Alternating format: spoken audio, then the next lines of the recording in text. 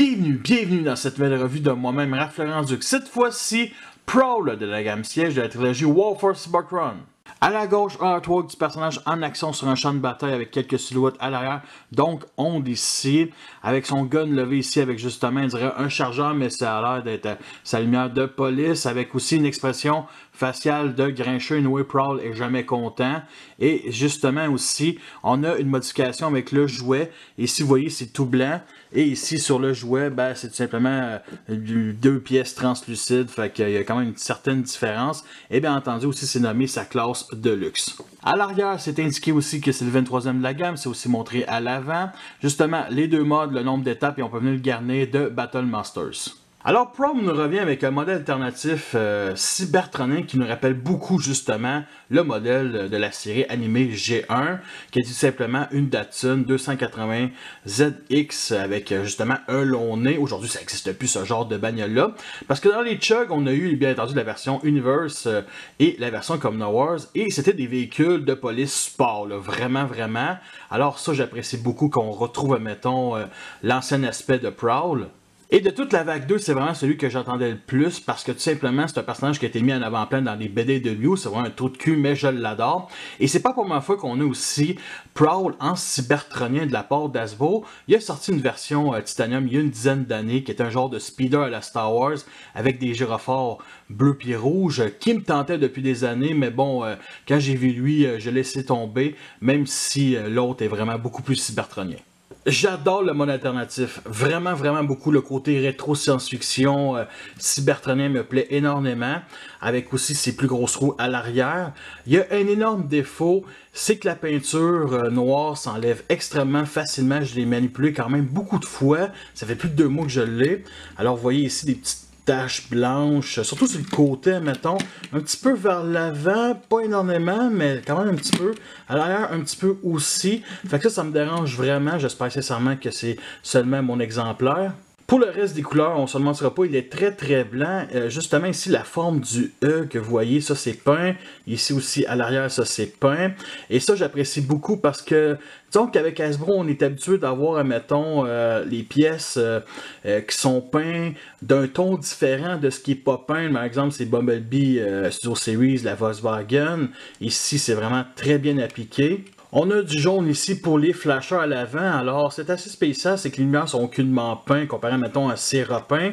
Aucun phare aussi à l'arrière. On a des écriteaux cybertroniens écrits police justement dans ce langage-là. Honnêtement, si tu comprends pas que c'est cybertronien, tu penses que c'est chinois qui nous envahissent. On a aussi du silver ici pour l'intérieur de l'habitacle qui est recouvert de plastique translucide bleu-gris, comme les roues aussi. Justement, ça fait très cybertronien, j'apprécie beaucoup.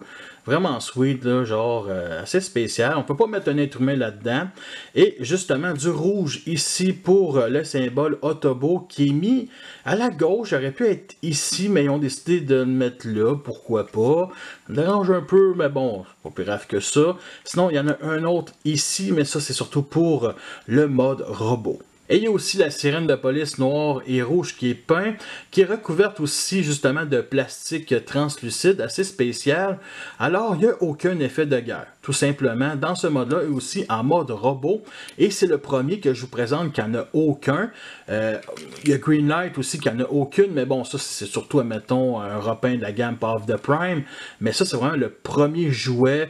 Vraiment, le moule a été fait pour cette gamme-là qui n'a vraiment aucun effet de guerre. Et c'est assez spécial. J'apprécie quand même aussi le jouet. Là. Du point de vue d'en dessous, on a les avant-bras ainsi que les mains. Mais on ne devine pas que c'est des membres du robot. On a aussi la tête qui est apparente. Et il n'y a aucun souci de roulement. Vous voyez ici, il y a comme 2 trous. C'est pour accrocher les canons à épaules qui ont décidé de ne pas nous vendre avec. À la place, ils me donnent une sirène de police d'une seule couleur rouge qui est accrochée au seul trou 5 mm du mode alternatif. Habituellement, les autres sièges, j'en avais toujours un peu plus, genre 3, 4, 5, 6. Ici, un seul, pourquoi pas.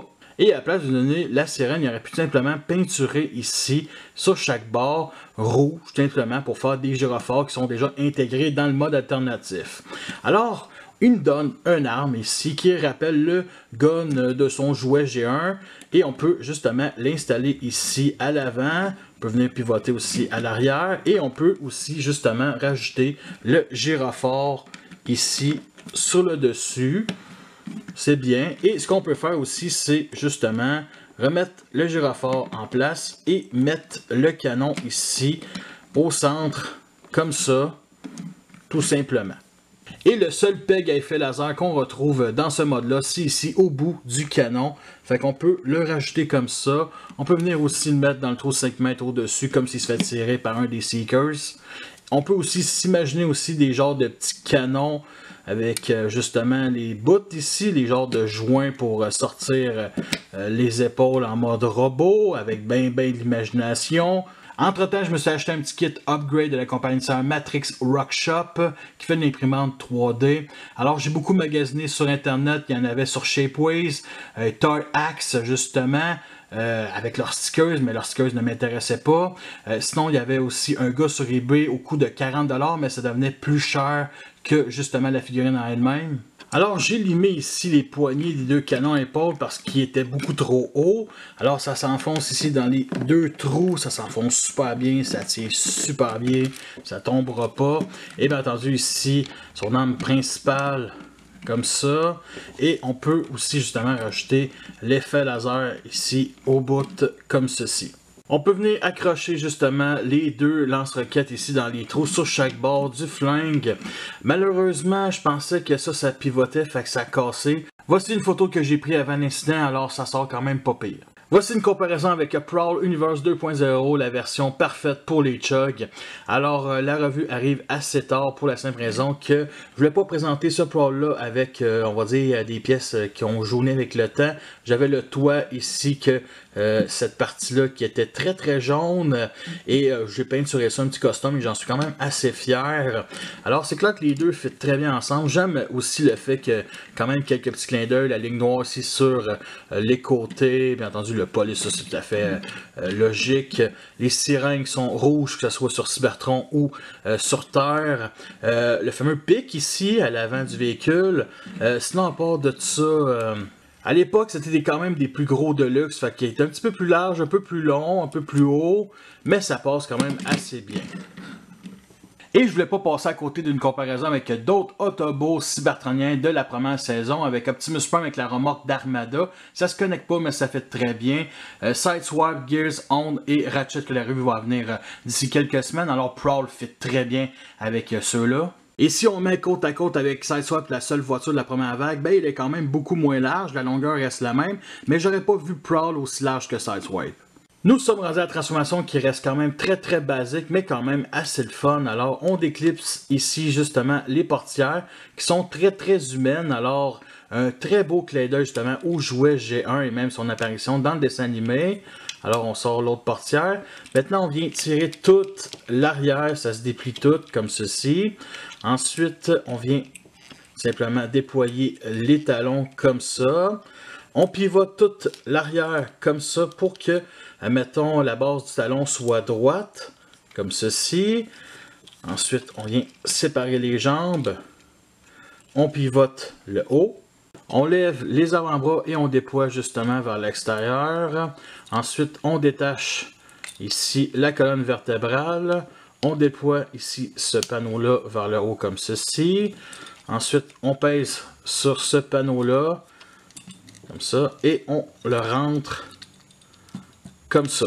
Et comme vous pouvez voir, ça passe pas. Alors, il faut vraiment mettre, mettons, toute la colonne vertébrale sur un certain angle comme ça. Et là, vous voyez, ça passe. Alors, on vient ici clipser aux abdos. On pivote justement les épaules.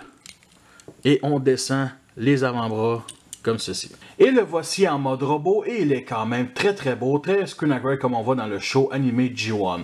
Alors c'est le design qui a inspiré celui de Bumblebee dans le Beavers, donc le devant du véhicule qui devient le torse, les portières qui deviennent, mettons, les ailes dans le dos, l'arrière du véhicule qui forme les jambes, c'est juste que pour Bumblebee c'est quand même un peu différent. Alors c'est un design que j'ai toujours bien aimé aussi, fait que vraiment très sweet de l'avoir enfin dans les Cybertroniens. Pour ce qui est des défauts, beaucoup de gens trouvent que le torse est quand même très très large. Avec les deux lance-roquettes ici, je trouve qu'on voit moins ce défaut-là. C'est mon avis. Sinon, il y a quand même beaucoup de détails ici sur, mettons, le torse, sur les abdos, ici, sur les avant-bras. Par contre, ça manque vraiment de couleur pour sortir ces détails-là. Sinon, on a quand même le petit détail de couleur jaune ici, beaucoup plus présent qu'en mode alternatif, qui était tout simplement ici les flashers qui sont minuscules. On a aussi des parties creuses derrière les jambes ici, dans les mollets, qui sont quand même très creux. Sinon, on a des talons ici qui sont mis vraiment vers l'arrière. Mais au moins, le jouet est quand même très stable. Fait que quand on check de côté, c'est lettre, mais au moins, ça respecte justement l'animé de G1. Parce que oui, c'est comme s'il portait des talons hauts, là. Pour ce qui est du backpack, ça reste quand même très acceptable. Il y a peut-être la sirène de police ici qui me dérange un peu, mais on peut le mettre sur le flingue, fait que c'est pas vraiment un défaut. Je pense que c'est surtout que la colonne vertébrale est comme vraiment mis au milieu de la figurine, au milieu du torse, donc c'est comme s'il y avait un énorme backpack, mais non, ça reste quand même très bien. Et bien entendu, un petit trou ici pour mettre sur un stand Revoltech. On a une tête Screen Accurate G1 avec les cornes rouges, les optiques bleues et bien entendu le reste du visage de couleur silver avec aucune expression faciale, ni joyeux, ni triste, vraiment sweet. Et aussi on a ici ces petits détails-là, ces petites flèches-là qui nous rappellent, mettons, les grades d'officiers dans l'armée. Et Prowl a toujours été, mettons, un des seconds, un des officiers importants d'Optimus. Alors ça, j'apprécie beaucoup. Pour ce qui est de l'articulation de la tête, est justement sur un bas joint. De gauche à droite, très tight. Sinon, ça se pivote ici, ça pogne bien entendu dans la portière. Sinon, il y a la pièce de l'épaule qu'on peut venir pivoter ici comme ça, 90 degrés vers l'extérieur. Mais bon, c'est surtout pour mettre de même, c'est une étape de transformation. On peut rentrer un peu plus, mettons le bras vers l'intérieur, mais c'est de la transformation. On a un pivot ici comme ça, articulation au coude, 90 degrés, et on a la main, ou plutôt les mains qui sont sur pivot, et ça j'apprécie beaucoup. La fourche pivote, sinon articulation vers l'avant, vers l'arrière, sur le côté comme ça. On a un pivot, sinon articulation vers l'arrière ici au genou, sinon les pieds vers l'intérieur, et on peut descendre ou monter jusqu'à là, mais ça c'est dû à la transformation. Alors son gun principal est celui du kit qui est vraiment le gun G1 qui est magnifique de couleur silver. Celui qu'Hasbro nous offre est tout blanc, tout moche, avec un petit chargeur. J'aime pas beaucoup. Alors j'ai montré en mode alternatif qu'on pouvait justement venir le plugger ici comme ça avec la poignée. Mais on peut venir aussi plugger avec le chargeur, tout simplement comme ça. Alors c'est une option. Sinon son nom c'est tout simplement le W-45 foudroyeur d'assaut habile acide. Ok, pourquoi pas. Et on peut venir justement installer ici la sirène de police comme ça pour avoir un look de même qui est pas superbe. Ce que je préfère, c'est vraiment pivoter la sirène. C'est déjà un petit peu mieux tant qu'à moi. Mais l'idéal, c'est de laisser la sirène dans le dos. Dans la notice, c'est indiqué qu'il y a comme un mode H. L'énorme problème, c'est que ben, on peut pas la mettre dans sa main. Mettons le canon comme Red Alert, justement. What the fuck, Hasbro, sérieux là? Dans ce mode-là, on a 3 nouveaux pegs 3 mm pour venir mettre les effets laser. 2 sur les épaules, dont un plus haut, l'autre un peu plus bas. Sur l'avant-bras, il n'y en a pas un sur l'autre, pour aucune raison. Et justement, 4 nouveaux ici. Les fameux pegs pour accrocher les portières en mode alternatif. On peut venir en installer, justement, mettons, ceux qui représentent un impact de balle. Comme ça. Et l'autre... comme ceci. Fait que, mettons, il y a des Decepticons qui essaient de tirer sur Prowl. Ils visent le dos, mais ils pognent une des portières. Fait que ça donne ceci, admettons. Il y a 9 trous 5 mm pour venir plugger soit ses armes, soit les armes des Weaponizers comme Cog ou Sysgun.